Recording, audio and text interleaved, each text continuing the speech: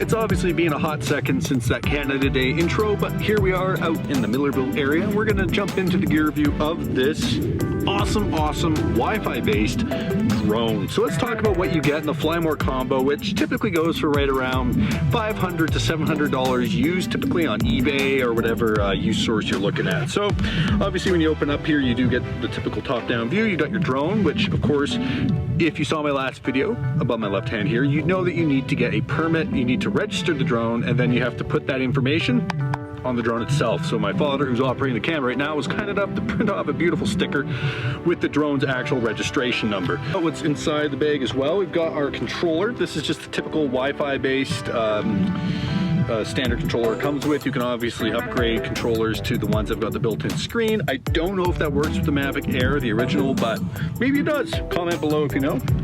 And as well, I've got a designated phone that I use for this drone specifically, because if you guys saw my last video, some of the firmware doesn't work on newer phones. So I've actually used an older version of Android on this phone specifically for the DJI Go 4 app.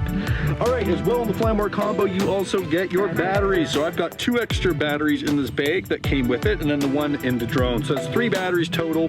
On average, I'd say you get about 15 to 20 minutes of flight time, depending on when per battery. Some people say it's rated for 20 minutes, 25 on a good day. I don't think so. 15 to 20 realistically is going to be what you get. All right, without further ado, let's jump into the video and let's see what this drone looks like in 2022 as your main drone. Let's go.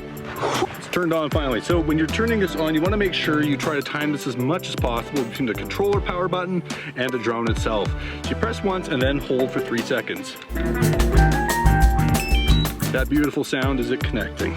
So the big thing whenever you're using one of these older drones is give it a second to power up. Make sure that the GPS location on the actual drone app updates its home point, because if it doesn't and your drone disconnects somewhere else, you won't be able to get it back. So if you keep that home function updated before you fly, if you have any issues, it should auto return to home. See, that total setup time was what? Maybe 3 minutes, 4 minutes? That's not half bad.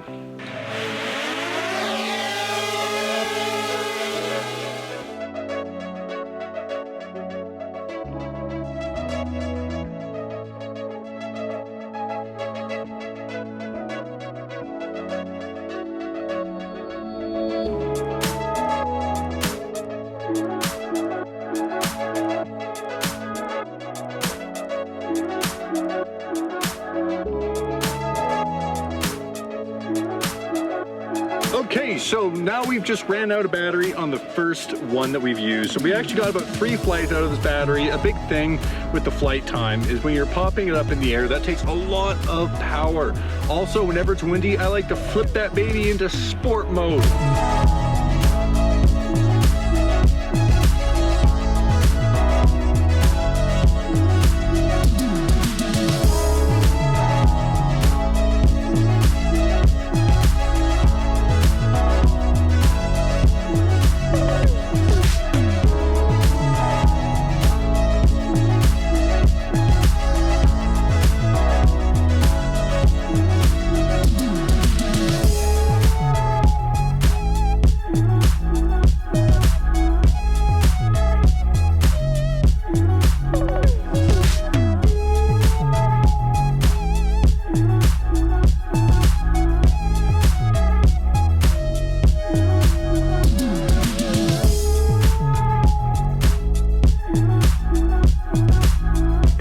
Thank you so much for watching today's video. And to answer that question, do I think this drone is usable in 2022?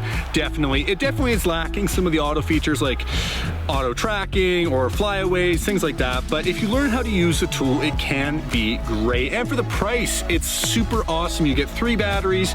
You can definitely get a full day's usage out of it. Typically, I mean, if you're only doing drone flying, yes, a 20-minute battery is not great. But for me, it's a B camera. It's not something I use all the time, especially with all the rules and regulations that limit where you can fly.